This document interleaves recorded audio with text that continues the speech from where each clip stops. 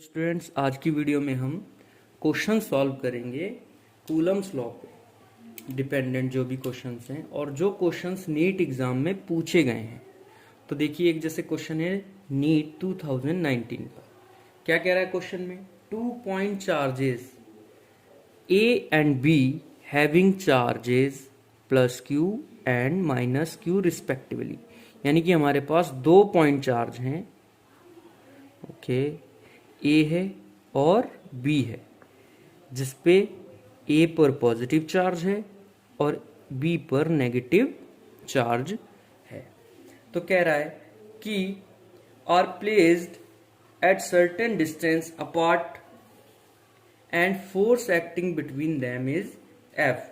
यानी कि वो जो चार्जेस हैं हमारे पास वो एक दूसरे से एक सर्टेन डिस्टेंस, कुछ दूरी पर रखे हुए हैं। फॉर एग्जाम्पल, उस दूरी को हम मान लेते हैं आर, एंड उस पर जो फोर्स लग रहा है वो कह रहा है एफ।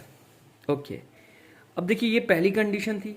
इफ दूसरी कंडीशन में क्या कह रहा है? जब इफ आ गया तो दूसरी कंडीशन हो गई हमारी, if 25% charge of A is transferred to B then the force between the charge become.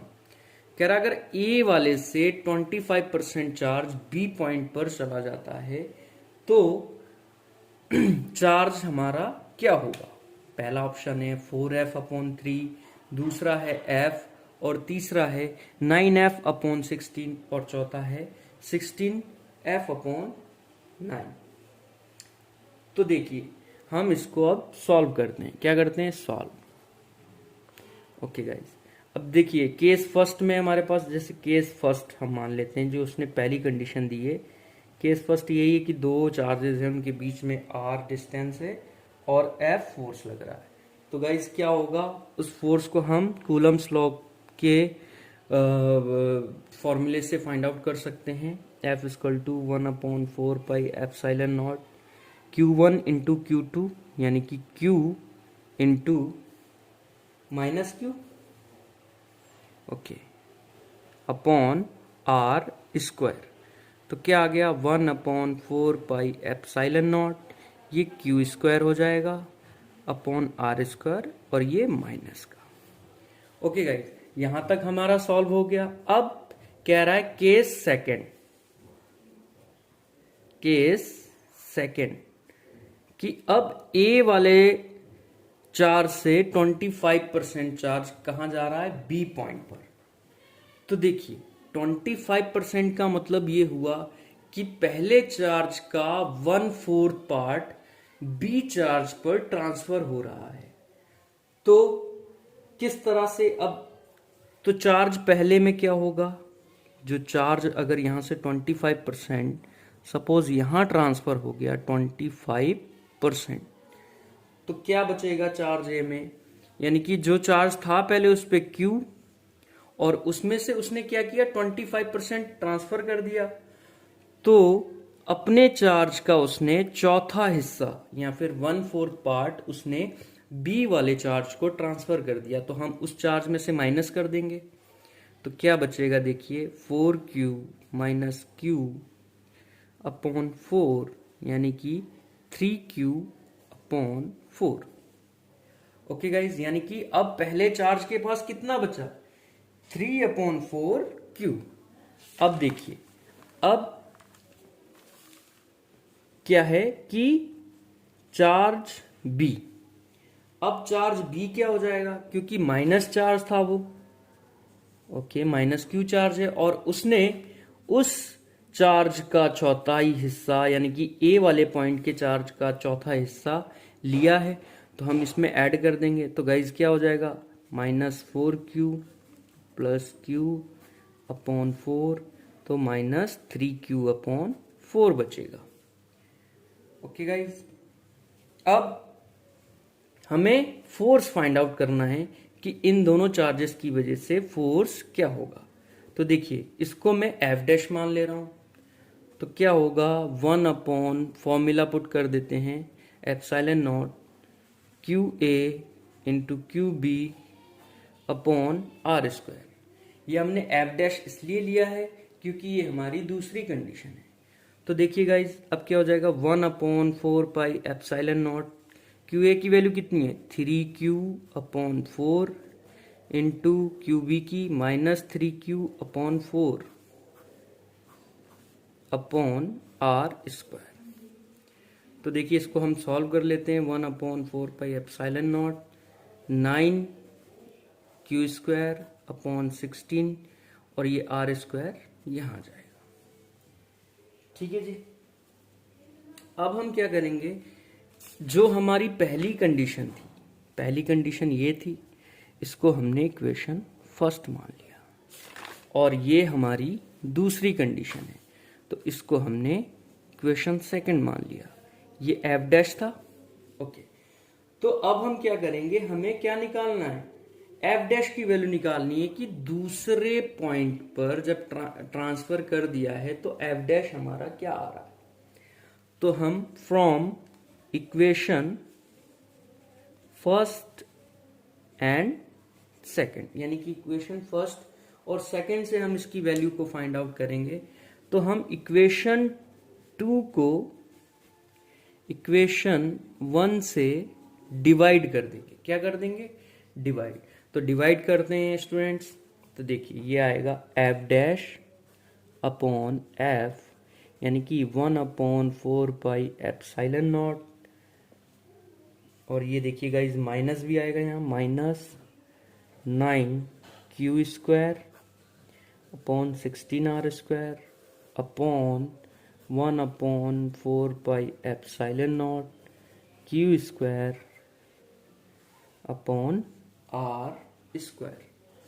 क्योंकि हमारी जो पहली वैल्यू थी वो ये थी -1/4 pi epsilon not Q² upon R²। तो हमने ये वैल्यूज पुट कर दी।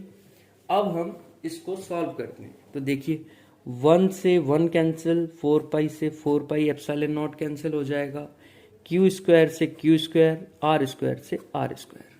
तो देखिए गाइस क्या बचा, f'/f इज इक्वल साइन 9/16। क्या बचा 9/16। तो देखिए हमें चाहिए वैल्यू f' की, तो f' is equal to 9/16 f।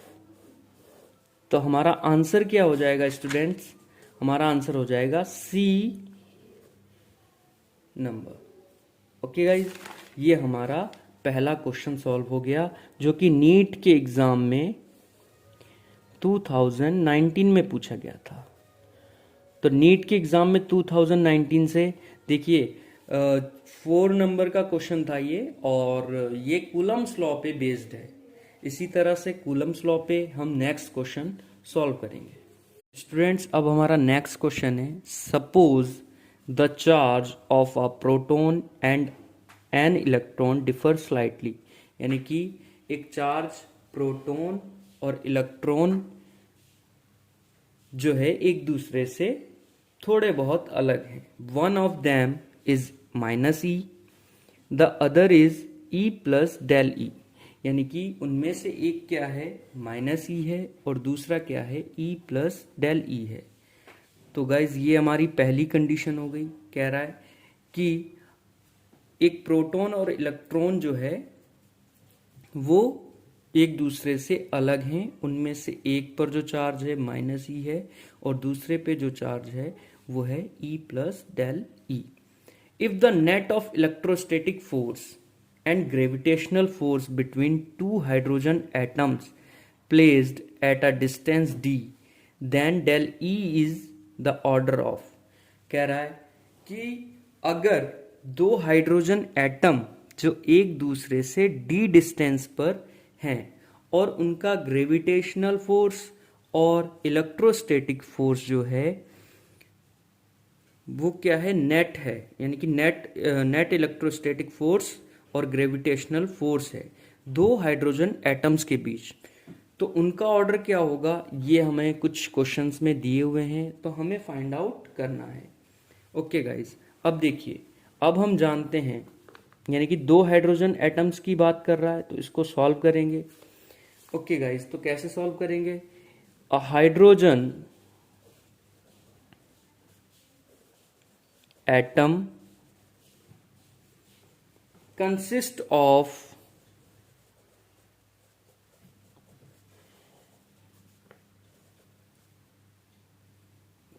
of an electron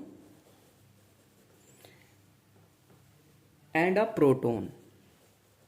अब हमें पता है कि हाइड्रोजन एटम में क्या होता है, एक इलेक्ट्रॉन होता है और एक प्रोटॉन होता है। तो क्या करेंगे, अब हम उस पर नेट चार्ज निकाल लेंगे। क्या आएगा, charge on one hydrogen atom, यानी कि एक हाइड्रोजन एटम का हम क्या करेंगे, नेट चार्ज निकाल लेंगे।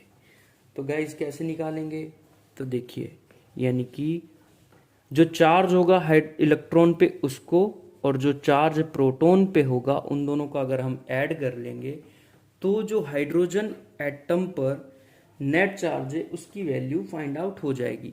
तो गाइस जैसे क्वेश्चन में दिया था, हमारे पास एक पर चार्ज है -E और दूसरे पे है E प्लस डेल E, तो उसकी वैल्यू हम पुट कर सकते हैं, यानी कि -E प्लस डेल E। तो ये E से E कैंसल आउट हो जाएगा, तो क्या बचा, डेल्टा E। अब देखिए, अब हम लिख सकते हैं कि एक हाइड्रोजन एटम कितना चार्ज कैरी कर रहा है, since a hydrogen atom carries net charge delta E। Okay, तो अब क्या कह रहा है, if the net of electrostatics force. तो पहले अब हम इलेक्ट्रोस्टैटिक्स फोर्स निकाल ले रहे हैं, यानी कि इलेक्ट्रोस्टैटिक फोर्स। तो इलेक्ट्रोस्टैटिक्स फोर्स को हम कैसे कैलकुलेट करते हैं, वही कूलम्स लॉ से, F E equal to 1/4 pi epsilon naught, ठीक है जी, और Q E और Q P upon R square. तो यहाँ पे R क्या दे रखी है दोनों एटम्स के बीच में, D दे रखी है। तो देखिएगा इस कैसे पुट करेंगे, 1/4 पाई एप्सिलॉन नॉट। तो नेट जो उस पर चार्ज है वो हमने अभी निकाला है, डेल्टा E। ये भी डेल्टा E है, तो इसका स्क्वायर हो जाएगा, क्योंकि हम इसको 2 टाइम लिखेंगे। देखिए डेल्टा E और डेल्टा E, तो इसका स्क्वायर अपॉन R स्क्वायर। तो डिस्टेंस क्या है, D स्क्वायर। इसको हम मान लेते हैं इक्वेशन फर्स्ट। अब क्या कह रहा है, अब यही फोर्स क्या करेगा, दो एटम्स के बीच में वर्क करेगा, will act between two hydrogen atom. तो हमारे पास किसकी वैल्यू आ गई, हमारे पास वैल्यू आ गई इलेक्ट्रोस्टैटिक्स फोर्स की, जो दो चार्जेस पर हमने फाइंड आउट की है। ठीक है जी, अब हमें क्या फाइंड आउट करना है, एंड ग्रेविटेशनल फोर्स। तो ग्रेविटेशनल फोर्स को हम कैसे फाइंड आउट करेंगे, तो ग्रेविटेशनल फोर्स का फॉर्मूला हमें पता है, तो उस पे फोर्स कैसे निकालते हैं, F ऑफ G क्या आएगा,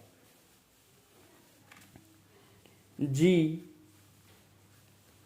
mass of hydrogen upon R square, यानी कि D स्क्वायर। तो G ये फाइंड आउट हो गया, इसको हम इक्वेशन सेकंड लेट करते हैं। तो अब हमें कंडीशन ये दे रखी है कि नेट फोर्स क्या है, इक्वल है। क्या है इन दोनों पर जो नेट फोर्स है, 0 है या फिर इक्वल है। तो देखिए, since the net force between two hydrogen atom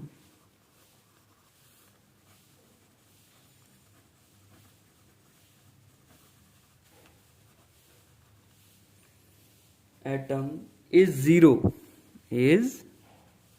zero, तो हम लिख सकते हैं F of E is equal to F of G। तो क्या आ जाएगा, एफ ऑफ ई की वैल्यू क्या है, डेल्टा ई का whole square upon 4 pi epsilon naught D square, और इसकी value G mass of H का होल स्क्वायर लिख सकते हैं हम इसको, अपॉन डी स्क्वायर।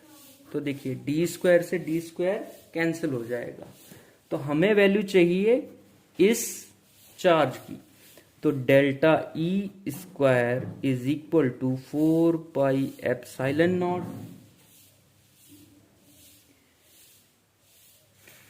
जी एम एच का होल स्क्वायर, ये हो जाएगा। अब हम वैल्यूज को क्या करेंगे, पुट कर लेंगे।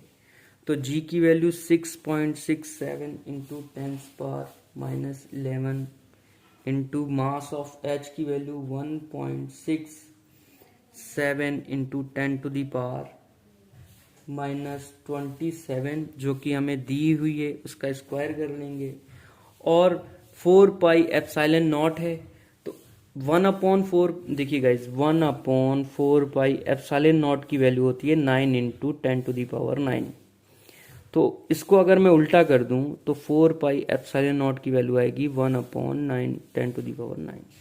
तो इसके अपॉन में क्या आना चाहिए, 9 इंटू 10⁹। ओके गाइज, अगर हम इसको अब सॉल्व करते हैं तो देखिए ये पावर 9 है, ये 11 है, और ये 54 है। कितनी है, 54। तो देखिए पावर्स को अगर मैं पहले सॉल्व करूं तो -11 -54 और ये ऊपर जाके -9 हो जाएगी। तो कितना हो गया, 20, और ये ऑलमोस्ट कितना हो जाएगा, 20 और 54, 20 प्लस 54 74।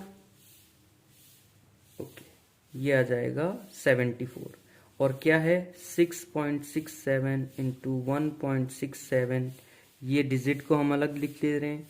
एक बार और है 1.67 मल्टीप्लाई में, और क्या है 9 इंटू 10⁹ नीचे है। तो 10⁻ तो सॉल्व हो गई। अगर हम इस सब को सॉल्व करके देखेंगे तो 54 74, और अगर हम इस चीज को सॉल्व करें तो हमारा आंसर जो आएगा वो इस टाइप से करके आएगा कि 10⁻⁻37 कूलम, जो कि डेल्टा ई के इक्वल होगा।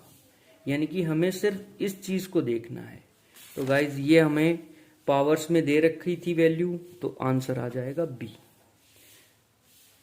नेक्स्ट क्वेश्चन है 2 पॉजिटिव आयन, यानी कि हमारे पास क्या है, 2 पॉजिटिव आयन है और each carrying a charge Q, और उन पर चार्ज कितना है, Q है, are separated by a distance D, उनके बीच की डिस्टेंस कितनी है, D। सपोज हमारे पास 2 आयन्स हैं, पर चार्ज क्या है, Q, और बीच में जो डिस्टेंस है वो D।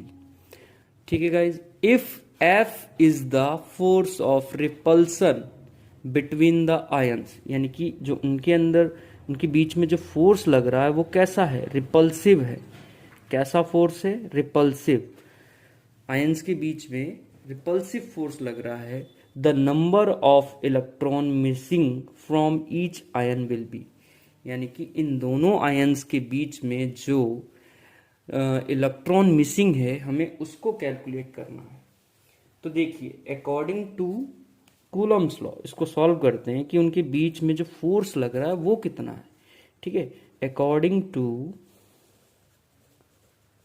कूलम्स लॉ, तो F इक्वल टू क्या होता है, 1/4 pi epsilon not, 1/4 pi epsilon not, देखिए चार्ज Q और दूसरा भी Q है, अपॉन R स्क्वायर। तो क्या हो जाएगा, 1/4 pi epsilon not Q square upon D square, के बीच की डिस्टेंस कितनी दी रखी है, D।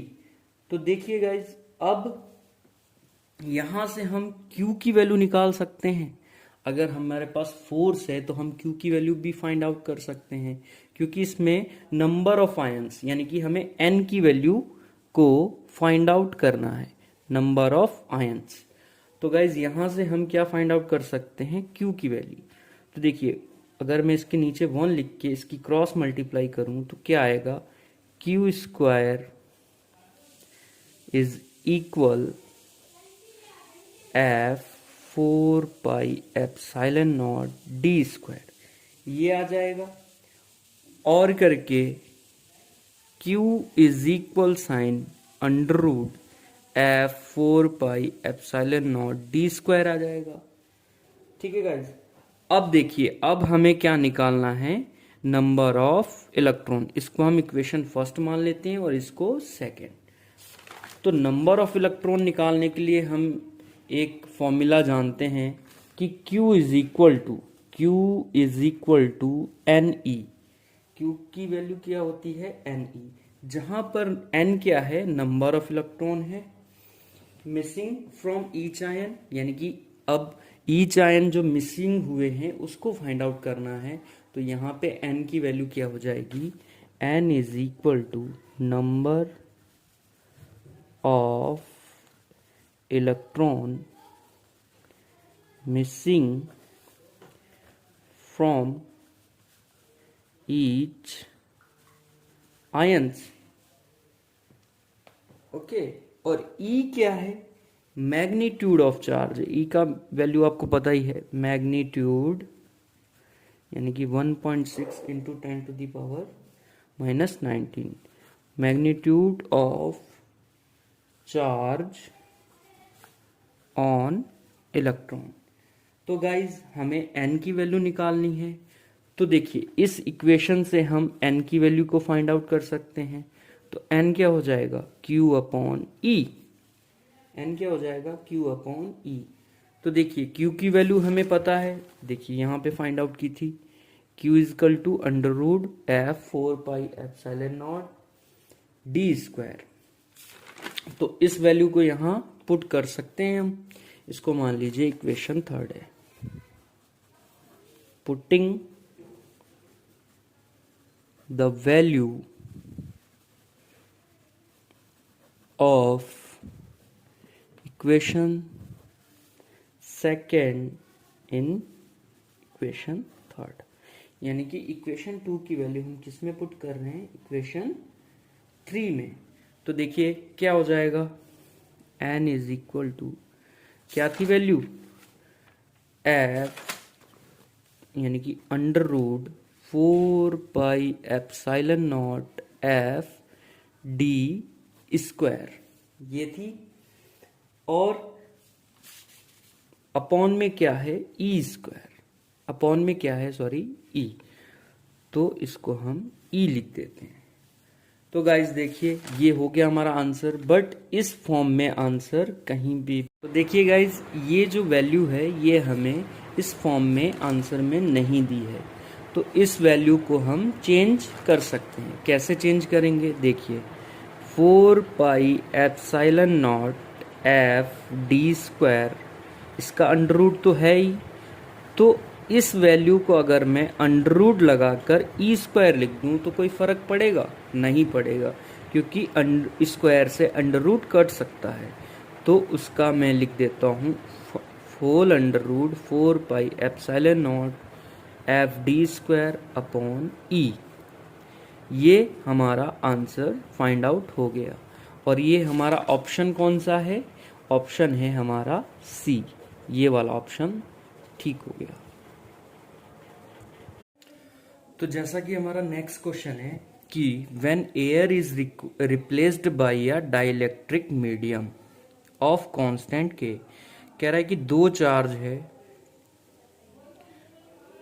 ठीक है जी, एक ये मान लीजिए और एक ये मान लीजिए, ए पॉइंट और बी पॉइंट, ठीक है जी। इसमें क्या कह रहा है कि इन दोनों के बीच में जो मीडियम है वो कह रहा है एयर थी, अब जिसे रिप्लेस्ड कर दिया है किसने, किसने रिप्लेस्ड कर दिया है, डाइलेक्ट्रिक मीडियम ने, ठीक। और डाइलेक्ट्रिक मीडियम को कैसे शो करते हैं, तो पूछ रहा the maximum force of attraction between two charges separated by a distance, यानी कि ये जो चार्ज हैं ये आर डिस्टेंस से सेपरेट हैं, तो इनके बीच में जब मीडियम एयर था उसको रिप्लेस्ड कर दिया डाइलेक्ट्रिक मीडियम ने, तो उनके बीच में क्या होगा। तो नंबर फर्स्ट पॉइंट है इंक्रीजेस के टाइम्स, नंबर सेकेंड पॉइंट है यानी कि वो बढ़ेगा के टाइम्स, नंबर सेकेंड पॉइंट है रिमेन्स एंड अनचेंज्ड, मतलब कि वो वैसा ही रहेगा। नंबर सी पॉइंट है डिक्रीजेस के टाइम, यानी कि वो डिक्रीज होगा। नंबर डी है इंक्रीजेस के इनवर्स टाइम। तो गाइज जैसा कि हमें पता है एक फॉर्मूला होता है F medium upon F0 is equal to के, यानी कि के क्या है, डाइलेक्ट्रिक कांस्टेंट। तो अब क्या कह रहा है कि इसमें मीडियम आ गया है, तो यहां से हम क्या लिख सकते हैं, इसको F0 अपॉन के लिख सकते हैं।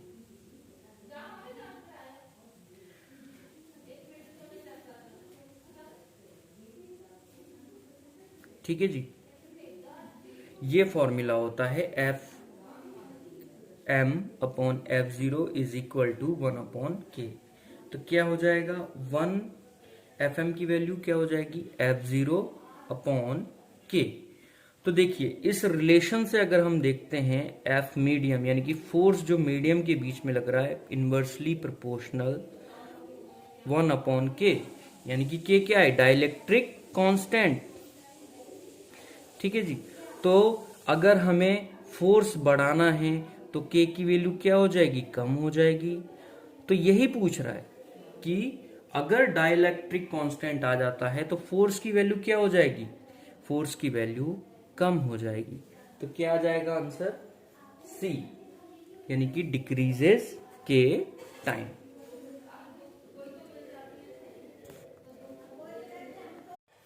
तो देखिए स्टूडेंट्स नेक्स्ट क्वेश्चन है a charge Q is placed at the centre of line joining, यानी कि एक चार्ज है Q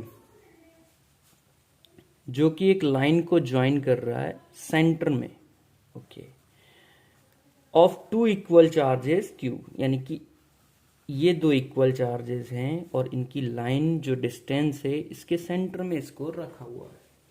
The system of three charges will be equilibrium if Q is equal to, यानी कि Q किसके इक्वल होगा कि ये जो सिस्टम बनाया है ये इक्विलिब्रियम में होगा।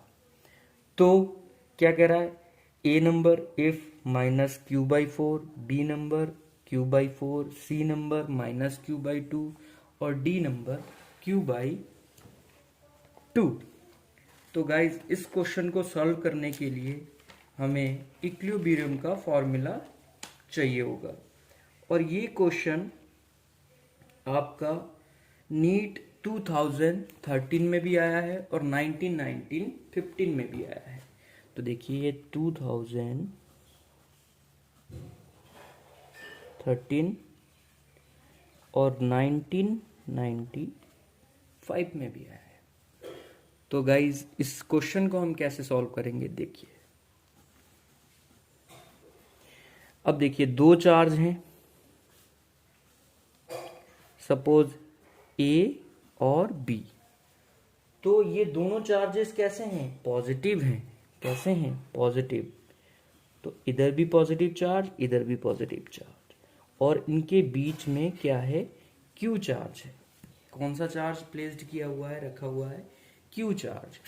अब सपोज सेंटर को मैं O मान रहा हूं, क्या मान रहा हूं, O। तो इस चार्ज की वैल्यू फाइंड करने के लिए कि ये किस पॉइंट पर चार्ज की वैल्यू क्या होगी कि ये इक्विलिब्रियम में आएगा। तो अगर हमारे पास इस तरह से थ्री सिस्टम हो तो उसको फाइंड आउट करने के लिए गाइज हम क्या करते हैं, पहले इन दो चार्जेस के बीच का फोर्स निकाल लेते हैं। निकालिए, यानी कि A B. The forces between two charges A and B. क्या आएगा? FAB is equal to 1/4 pi epsilon naught Q1 into Q2. A पे Q है, B पे क्या है? Q. अपॉन जो डिस्टेंस है उसको हमने R मेजर किया है. क्या माना है? R. ओके गाइज, तो क्या आ जाएगा? देखिए, FAB 1/4 pi epsilon naught Q² upon R². 3 system charge की बात कर रहे हैं हम. पहले हमने क्या फाइंड आउट कर लिया? ए बी के बीच में जो फोर्स लग रहा है. उसके बाद हम एक चार्ज जो बीच में रखा हुआ है, कहाँ रखा हुआ है? सेंटर में. तो सेंटर पे रखा हुआ है तो इसके बीच की डिस्टेंस क्या हो जाएगी? यहां से यहां या फिर यहां से यहां क्या हो जाएगी? R/2. क्या हो जाएगी? R/2.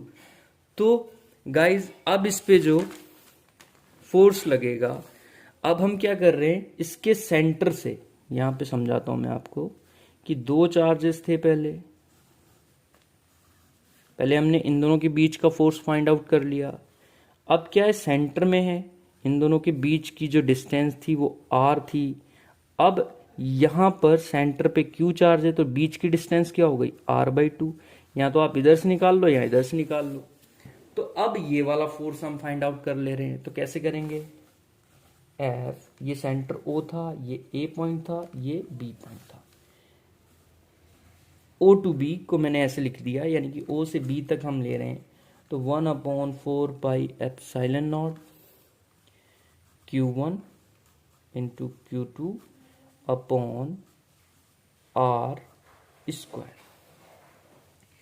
तो स्टूडेंट चाहें तो हम इसको और ज़्यादा सॉल्व कर सकते हैं. तो देखिए, 1/4 pi epsilon naught QQ upon R² upon 4 आएगा. तो ये 4 कहाँ चला जाएगा? 1/4 pi epsilon naught 4QQ upon R². ठीक है. तो इक्विलिब्रियम में होने के लिए ये दोनों चार्जेस का जो सम होना चाहिए, जो हमने अभी फोर्स निकाला, इन दो चार्जेस का जो फोर्स होना चाहिए वो क्या होना चाहिए? 0 के इक्वल होना चाहिए. तो देखिए हम क्या करेंगे? F(A) प्लस FO2B किसके इक्वल होना चाहिए? 0 के. तो कैसे करेंगे? 1 इसकी वैल्यू मैं रख देता हूँ Q² upon R² plus 1/4 pi epsilon naught 4QQ upon R² is equal to 0. अब देखिए हमें किसकी वैल्यू चाहिए? Q की वैल्यू चाहिए. तो मैं इसको उस साइड ले जाता हूं, ट्रांसफर कर देते हैं उस साइड. तो ये इक्वेशन किस तरह से मॉडिफाई हो जाएगी? -1/4 pi epsilon naught 4QQ upon R². 1/4 pi epsilon naught equal है तो ये कट जाएगा. ओके, अब क्या बचा? Q² से एक Q यहां बचेगा, ये वाला Q कैंसल आउट हो जाएगा. तो गाइज क्या बचा? R² से R² कैंसिल. तो क्या आया? Q is equal to -4Q, यानी कि स्मॉल q. तो हमें स्मॉल q की वैल्यू चाहिए. तो Q is equal to -Q/4. तो ये ऑप्शंस में दिया हुआ है. ऑप्शंस में -Q/4 दिया हुआ है. तो हमारा आंसर क्या हो जाएगा? A.